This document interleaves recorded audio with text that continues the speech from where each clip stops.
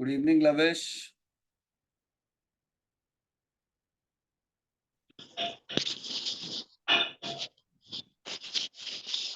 Good evening sir.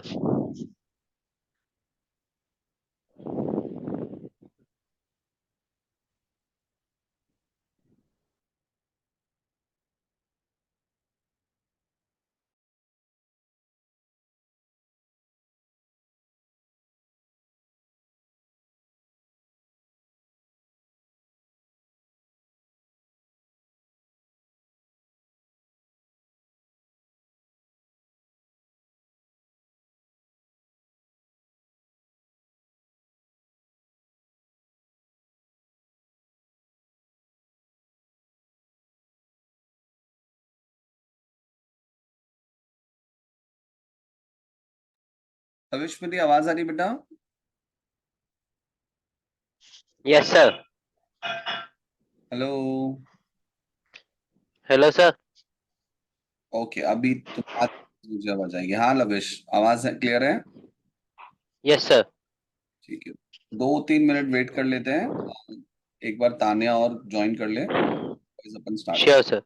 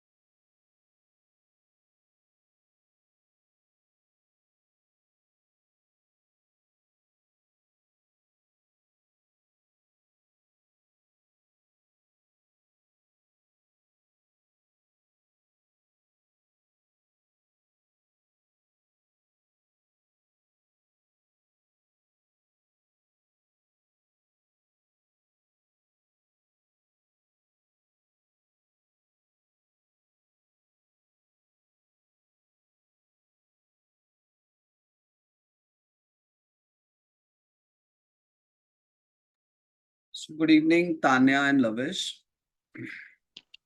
Good evening sir. Good evening sir. चलिए, आज most probably ये पहला चैप्टर अपना खत्म हो जाएगा। कल हम लोगों ने इस चैप्टर के अंदर क्या क्या पढ़ा था, एक बार पहले हम वो देख लेते हैं, फिर हम आगे कंटिन्यू करेंगे। कल सबसे इंपॉर्टेंट बात हमने जो पढ़ी इस चैप्टर के अंदर वो ये थी कि ऑर्गेनाइजेशन की एक्टिविटीज का इम्पैक्ट जिन भी लोगों पर पड़ता है या ग्रुप ऑफ पीपल पर पड़ता है, उन्हें हम ऑर्गेनाइजेशन का स्टेक होल्डर बोलते हैं। क्या बोलते हैं हम? कि ये ऑर्गेनाइजेशन के क्या हैं? स्टेक होल्डर्स हैं। और हम लोगों ने कल समझा था कि ऑर्गेनाइजेशन के स्टेक होल्डर्स को 3 कैटेगरी में डिवाइड किया जा सकता है: as an internal stakeholders, as in connected stakeholders and as in external stakeholders। जो भी ऑर्गेनाइजेशन के स्टेक होल्डर्स होंगे उन्हें हम 3 कैटेगरी में डिवाइड करेंगे: internal, connected and external stakeholders. हम लोगों ने अच्छी तरह से समझा था कि इंटरनल स्टेक होल्डर्स क्या होते हैं। तो लविश, तुम मुझे समझा सकते हो कि इंटरनल स्टेक होल्डर्स क्या होते हैं? सर इंटरनल स्टेक होल्डर्स वो होते हैं जो कंपनी में लाइक एम्प्लॉयज होते हैं, और जो कंपनी में मतलब जिनका डेली बेसिस पे कंपनी में आना जाना होता है, जो जिनका डेली बेसिस पे बिल्कुल बिल्कुल। कंपनी से जो डेली बेसिस पे कनेक्टेड होते हैं। कंपनी से जो लोग डेली बेसिस पर कनेक्टेड होते हैं, ऐसे स्टेक होल्डर्स को हम इंटरनल स्टेक होल्डर्स बोलते हैं। Yes sir. Internal stakeholders में कंपनी के डायरेक्टर्स, मैनेजर्स, वर्कर्स, ये सब कंपनी के इंटरनल स्टेक होल्डर्स में आ जाते हैं। कनेक्टेड स्टेक होल्डर्स कौन होते हैं तान्या?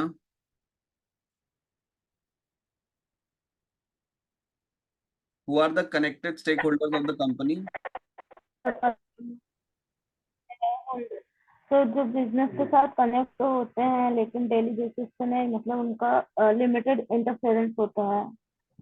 लिमिटेड इंटरेक्शन होता है कंपनी के साथ, उनका कुछ ना कुछ ऐसा है कि वो ओकेजनली कंपनी के साथ इंटरेक्ट करेंगे, लेकिन उतना ज्यादा इंटरेक्ट नहीं करते हैं जितने ज्यादा इंटरनल स्टेक होल्डर्स इंटरेक्ट करते हैं। तो जैसे कंपनी के शेयर होल्डर हो गए, कंपनी के कस्टमर्स हो गए, कंपनी के सप्लायर्स हो गए, they are the connected stakeholders. वही जो लोग कंपनी के साथ ऑलमोस्ट जीरो इंटरेक्शन रखते हैं, हाँ, लेकिन स्टिल कंपनी की एक्टिविटीज का उनके ऊपर इम्पैक्ट आ रहा है, और कभी ऐसी परिस्थितियां आ सकती हैं कि कंपनी के इम्पैक्ट के चलते वो अपना रेजिस्टेंस क्रिएट करे। रेजिस्टेंस क्रिएट करने का मतलब है कंपनी की एक्टिविटीज के खिलाफ धरना प्रदर्शन करें या कंपनी के ऊपर अपना एक्शन लें। जैसे सरकार है, सरकार को ऐसे कोई मतलब नहीं है कंपनी से, लेकिन अगर कंपनी कभी कोई फ्रॉड करेगी या लॉ का कंप्लायंस ढंग से नहीं करेगी, तो सरकार फिर कंपनी के ऊपर क्या ले सकती है? एक्शन ले सकती है। तो ऐसे जो स्टेक होल्डर्स होते हैं उन्हें हम एक्सटर्नल स्टेक होल्डर्स की कैटेगरी में डालते हैं। हमने ये भी पढ़ा था कि कंपनी के जितने भी स्टेक होल्डर्स हैं, सबका कंपनी के साथ कोई ना कोई इंटरेस्ट इन्वॉल्व है, लेकिन सबके इंटरेस्ट एक जैसे नहीं होते। सबके इंटरेस्ट अलग अलग होते हैं, और सबके इंटरेस्ट अलग अलग होने के कारण कहीं ना कहीं क्या अराइज होता है? स्टेक होल्डर्स के बीच में कॉन्फ्लिक्ट अराइज होता है। जैसे कि एम्प्लॉयज और मैनेजर्स चाहेंगे कि सैलरीज मिले, शेयर होल्डर्स चाहेंगे नहीं, इनको सैलरी क्यों देनी है, हमें पैसा डिविडेंड के तौर पे दे दो। मैनेजमेंट चाहेगा कि जो भी मुनाफा हो रहा है उस मुनाफे को दोबारा से ज्यादा कंपनी की ग्रोथ में लगाया जाए। मैनेजमेंट चाहेगा कि भले ही इन्वायरमेंट का नुकसान हो जाए, लेकिन फैक्ट्री बढ़नी चाहिए, कंपनी का एक्सपेंशन होना चाहिए। On the other hand, public चाहेगी कि भैया आपको धंधा करना है करो, लेकिन उसी तरह से करो जिससे इन्वायरमेंट को नुकसान ना पहुंचे। एम्प्लॉयज चाहेंगे कि उनको परमानेंट रखा जाए, जॉब सिक्योरिटी हो, उनकी सैलरीज हमेशा बढ़ती रहे। वही मैनेजमेंट चाहेगा कि नहीं यार, अगर पार्ट टाइम एम्प्लॉय से काम चल रहा है तो पार्ट टाइम एम्प्लॉय से काम चला लें। मैनेजमेंट प्रॉफिट को रिटेन करना चाहेगा, वहीं शेयर होल्डर्स चाहेंगे कि नहीं, प्रॉफिट रिटेन क्यों करना है, जैसे ही प्रॉफिट हुआ बांट दो सारे शेयर होल्डर्स के अंदर। तो कहने का मतलब ये है कि अलग अलग स्टेक होल्डर्स का अलग अलग इंटरेस्ट कंपनी में होता है, जिसकी वजह से स्टेक होल्डर्स के बीच में कॉन्फ्लिक्ट अराइज होता है। जब भी कंपनी कोई डिसीजन लेती है तो डेफिनेटली स्टेक होल्डर्स उस डिसीजन से अफेक्ट होंगे। तो अफेक्ट होंगे तो वो कुछ ना कुछ, कह सकते हैं कि कुछ ना कुछ वो रिएक्शन देंगे। ठीक है। अब डिपेंड करता है कि स्टेक होल्डर कितना ताकतवर है, स्टेक होल्डर का इन्फ्लुएंस कितना अच्छा है। अगर स्टेक होल्डर हैवी इन्फ्लुएंस वाला बंदा है, स्टेक होल्डर हैवी पावर वाला बंदा है, तो उस केस में जो स्टेक होल्डर है उसका इम्पैक्ट कंपनी पर आएगा, और कंपनी को उस स्टेक होल्डर के हिसाब से डिसीजंस बदलने पड़ सकते हैं या उस हिसाब से डिसीजन लेने पड़ सकते हैं। वहीं अगर कंपनी को ऐसा लग रहा है कि नहीं यार, इस स्टेक होल्डर की तो क्या ही बिसात है, स्टेक होल्डर तो कोई खास ऐसा हमारे ऊपर कोई हमें नुकसान पहुंचा नहीं सकता है, तो कंपनी ऐसे स्टेक होल्डर्स को इग्नोर भी कर देती है। ऐसे कल हमने एग्जांपल देखा था कि कंपनी की बोर्ड मीटिंग में डिसाइड किया जा रहा है कि कंपनी जो है वो एक फैक्ट्री खोलेगी सीमेंट बनाने की। अब कंपनी का जो मेजर क्लाइंट है, जो सबसे बड़ा ऑर्डर कंपनी को देता है, वो चाहता है कि फैक्ट्री जो है उसकी लोकेशन के आसपास खोली जाए, ताकि उसके लिए सामान लाना, मतलब माल लेके आना आसान हो जाए। तो अगर कंपनी का इकलौता यही बड़ा क्लाइंट है, अगर कंपनी का इकलौता यही बड़ा क्लाइंट है, तब तो डेफिनेटली कोई फायदा नहीं होने वाला। और ये जो है ये डेफिनेटली कंपनी को प्रेशराइज करेगा, और प्रेशराइज करके कंपनी को अपने अकॉर्डिंगली चलाएगा। वहीं अगर आप ये मान लीजिए कि कंपनी के बहुत सारे क्लाइंट्स होते हैं, तो फिर in that case definitely company जो है वो स्टेक होल्डर को ज्यादा कंसिडर नहीं करती, क्योंकि अगर ये चला भी जाएगा तो कंपनी के ऊपर कोई असर नहीं पड़ेगा। तो कहने का मतलब ये है कि स्टेक होल्डर्स की अपनी कुछ पावर होती है, वो कुछ इन्फ्लुएंस कंपनी के मैनेजमेंट पे, कंपनी के डिसीजंस के ऊपर डाल सकते हैं। ठीक है। यहां तक की सारी कहानी समझ में आ गई थी Tanya and लवेश? Yes sir. Okay. आज हमें एक इंपॉर्टेंट कॉन्सेप्ट समझना है, और इस इंपॉर्टेंट कॉन्सेप्ट का नाम है मैंडलॉस पावर इंटरेस्ट मैट्रिक्स। मैंडलॉस एक मैनेजमेंट एक्सपर्ट थे। इन्होंने कहा कि जब कंपनी कोई डिसीजन लेने लगती है, तो डिसीजन लेने के टाइम पर उस डिसीजन से इंपैक्ट होने वाले स्टेक होल्डर्स को कंपनी को कैटेगराइज कर लेना चाहिए। तो यहां पर हमें ये एक मैट्रिक्स दिख रही है। इस मैट्रिक्स के दो वेरिएबल हैं, एक वेरिएबल है लेवल ऑफ इंटरेस्ट और एक वेरिएबल है पावर।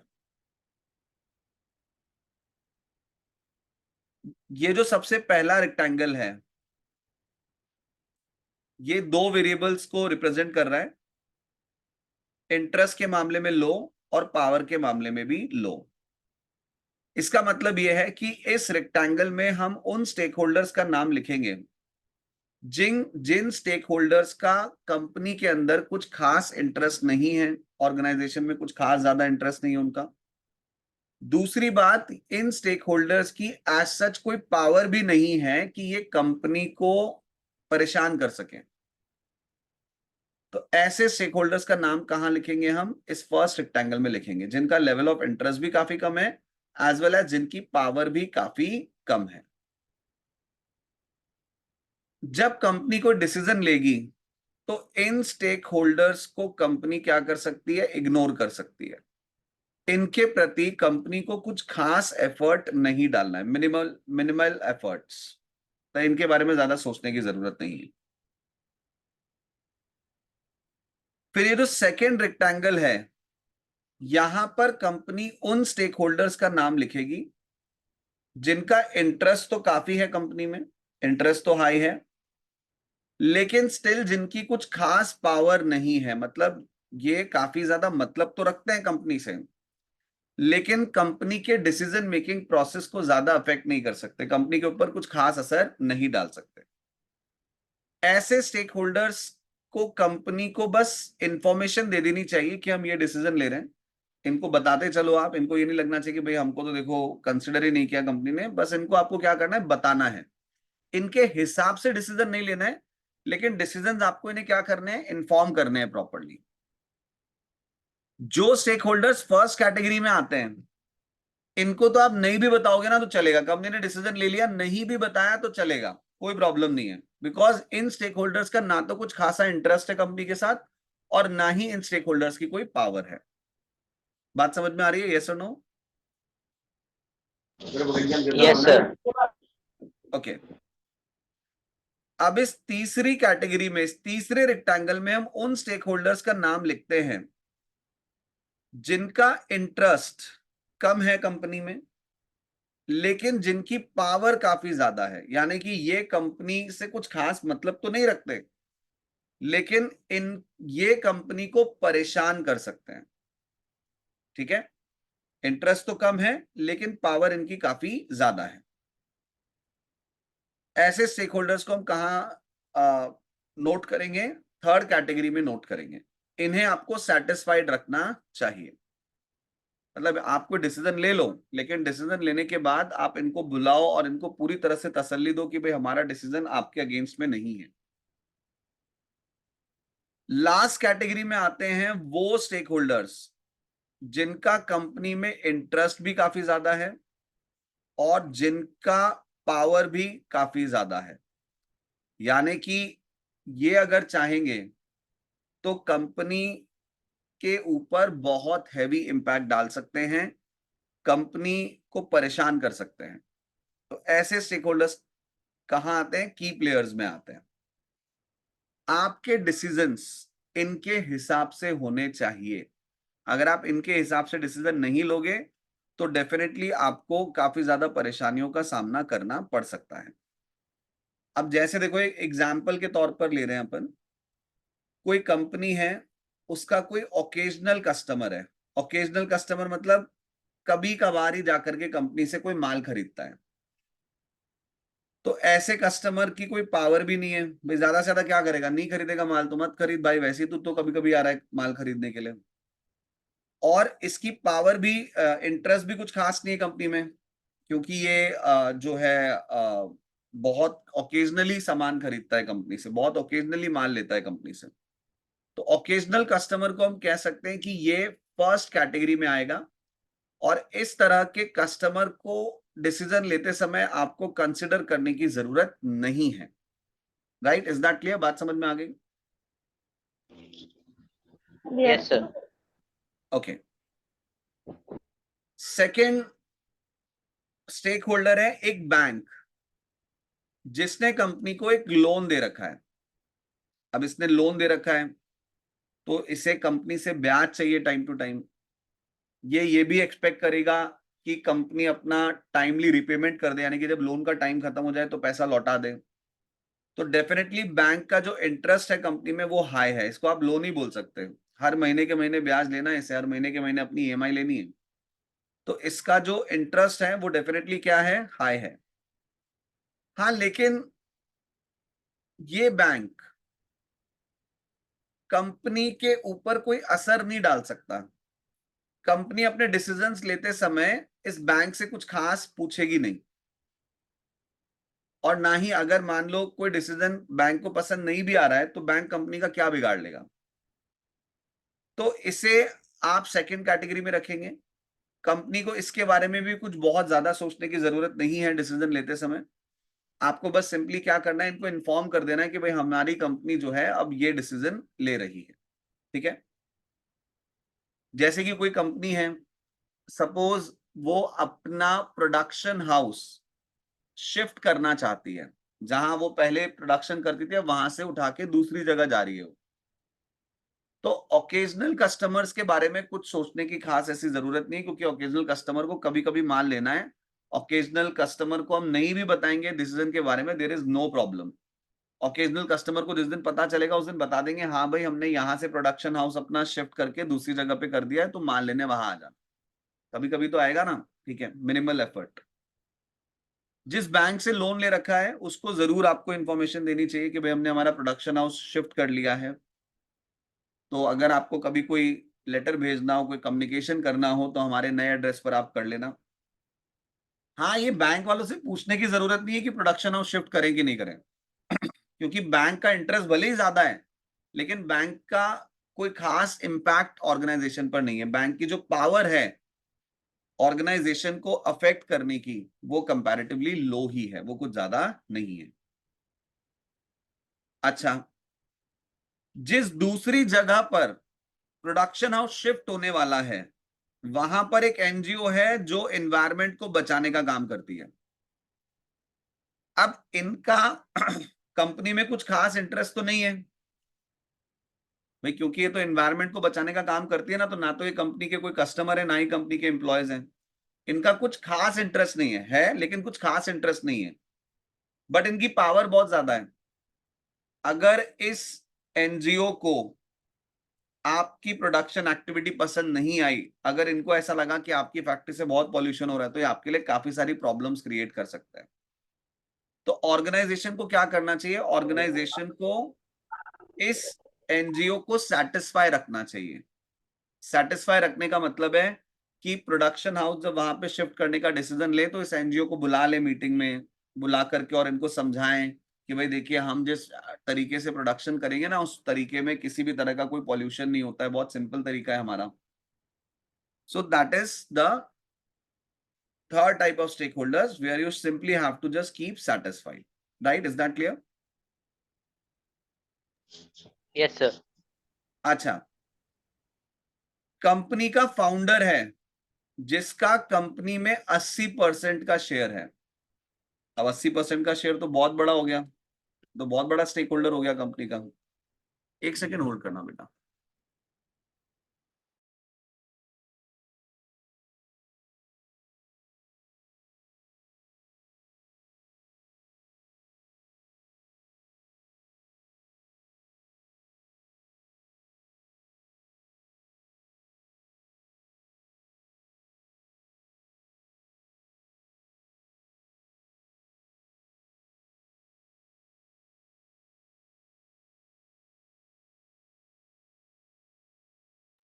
ओके, तो कंपनी का एक फाउंडर है, मतलब स्टार्टिंग में जिसने कंपनी स्टार्ट करी होगी, और जो कंपनी में आज कितने परसेंटेज शेयर्स रखता है, 80% शेयर्स रखता है। अब इतना बड़ा शेयर होल्डर जो है, क्या डायरेक्टर्स इस शेयर होल्डर को इग्नोर कर सकते हैं डिसीजन लेने के टाइम पर, बताओ? No sir. नो। आप कोई भी डिसीजन लोगे तो डिसीजन लेने से पहले इस शेयर होल्डर को तो बुलाना ही पड़ेगा और इससे पूछना पड़ेगा, क्योंकि अगर इसे पसंद नहीं आया डिसीजन तो ये डेफिनेटली डायरेक्टर्स को भी बदल सकता है, क्योंकि इसका अकेले का वोट 80% वोट के बराबर है। तो डायरेक्टर्स को भी बदल सकता है, मैनेजर्स को भी बदल सकता है, और जो डिसीजन लेना चाहे ले सकता है। तो ये यहाँ पर क्या कहलाएगा, की प्लेयर कहलाएगा। डिसीजन लेने के टाइम पर आपको इसको कंसिडर करना जरूरी है। So this is called as Mendelow's matrix. ये एक एनालिसिस होता है जिसमें हम पावर और इंटरेस्ट के बेसिस पर स्टेक होल्डर्स को कैटेगराइज करते हैं। ऑर्गेनाइजेशन को हमेशा ध्यान रखना चाहिए कि डिसीजन लेते समय कौन सा स्टेक होल्डर किस कैटेगरी का है, उसके हिसाब से स्टेक होल्डर के साथ डील करें। जो स्टेक होल्डर्स ज्यादा पावर नहीं रखते, ज्यादा इंटरेस्ट नहीं रखते, उनको तो तुम इग्नोर कर दो, कोई प्रॉब्लम नहीं है। जिनका इंटरेस्ट ज्यादा है, पावर कम है, उनको इन्फॉर्म कर दो, इतना काफी है।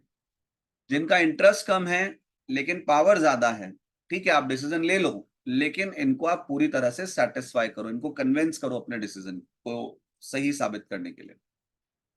और जो की प्लेयर्स हैं भाई, इनके बिना तो आपका काम चलेगा ही नहीं। तो इनको तो डेफिनेटली आपको क्या करना है, इनको तो आपको पूरी तरह से कंसिडर करना है, इनके सुपरविजन में ही आपको डिसीजन लेने हैं। Right, is that clear? Yes sir. So this is the Mendelow's matrix. और यहां पर हमारा जो पहला चैप्टर है वो हमारा खत्म होता है। तो पहले चैप्टर के अंदर आपने देखा कि हमने सबसे पहले तो ये समझा कि भाई ऑर्गेनाइजेशन क्या होती है, फिर बिजनेस ऑर्गेनाइजेशन का क्या मतलब है। फिर हमने देखा कि बिजनेस ऑर्गेनाइजेशंस को हम डिफरेंट क्राइटेरियाज पर कैसे कैसे कैटेगराइज कर सकते हैं, क्लासिफाई कर सकते हैं। फिर हमने देखा पब्लिक सेक्टर ऑर्गेनाइजेशन क्या होती है, पब्लिक सेक्टर ऑर्गेनाइजेशन का प्राइमरी ऑब्जेक्टिव क्या होता है। फिर हमने समझा दो तरह की कंपनीज होती है, private limited, public limited. UK में प्राइवेट लिमिटेड कंपनी के नाम के आगे सिर्फ लिमिटेड लगता है, पब्लिक लिमिटेड कंपनी के नाम के आगे पीएलसी लगता है। ठीक है। कोऑपरेटिव सोसाइटी क्या होती है, फिर हमने सबसे इंपॉर्टेंट, मोस्टली आपको जितने क्वेश्चन मिलेंगे इस चैप्टर में सब स्टेक होल्डर्स के ऊपर ही मिलेंगे कि स्टेक होल्डर्स क्या होते हैं, कितने तरह से आप स्टेक होल्डर्स को कैटेगराइज कर सकते हो। तो ये सारी कहानी हम लोगों ने खत्म कर ली है। चलिए, तो आज यही करते हैं हम लोग। कल मैं आप लोगों को इस चैप्टर के क्वेश्चंस क्लास में सॉल्व कराऊंगा। ठीक है। एग्जाम में कैसे क्वेश्चंस आएंगे वो क्वेश्चंस मैं आपको कल क्लास में कराऊंगा। आज की क्लास बस इतनी ही रखते हैं अपन। ओके। सर इस चैप्टर की रिकॉर्डिंग शेयर कर दीजिए। हाँ बेटा, अभी आज चैप्टर खत्म हुआ है ना, तो आज तीनों क्लासेस के रिकॉर्डिंग जो है वो हम अपलोड कर देंगे। ओके। सर वो जो इस चैप्टर के अंदर क्वेश्चन पूछ रहे हैं पूछ लो। जिन चैप्टर के क्वेश्चन पूछने थे वो अपन ना कल सुबह कनेक्ट कर लेते हैं तान्या। मम्मी ठीक है, वो ओके तुम्हें सर। सुबह समझा दूंगा क्वेश्चन। ठीक है सर लेवल। Okay sir. हाँ तान्या, कुछ कहते हो बेटा? सर सर कह रहे हैं एक चैप्टर से जो मतलब कंफ्यूजन है उसको मतलब एक चैप्टर वाइज पूछे। जो चैप्टर में तुम्हें कंफ्यूजन है ना, वो जो पहले मैंने रिकॉर्डिंग्स भेजी थी जिसके तुमने क्वेश्चंस किए, वो सारे क्वेश्चंस मैं एक साथ पूछ लूंगा तुमसे। ठीक है। अरे भाभी एक के चक्कर दिया। अभी तो अपन क्या करेंगे, कल मैं इस चैप्टर के क्वेश्चंस तो क्लास में ही कराऊंगा। ठीक है ना, तो वो तो तुम्हें क्लैरिटी से समझ में आ जाएंगे। यस सर, इसकी रिकॉर्डिंग लेकिन आज शेयर हाँ, कर दीजिए। रिकॉर्डिंग में अभी दे देता हूँ बेटा ना। Thank you sir.